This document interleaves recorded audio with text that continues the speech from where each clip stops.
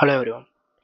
The program includes the standard input-output library and starts the main function inside it an integer array.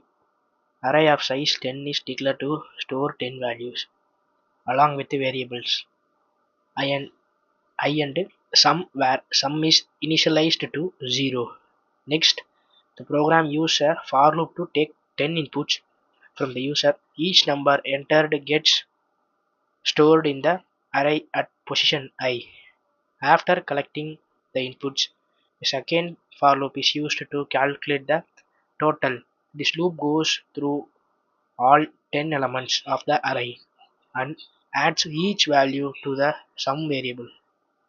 Once the loop finishes, the program prints the total amount spent by displaying the value stored in sum. Finally, the program ends with a return 0 statement.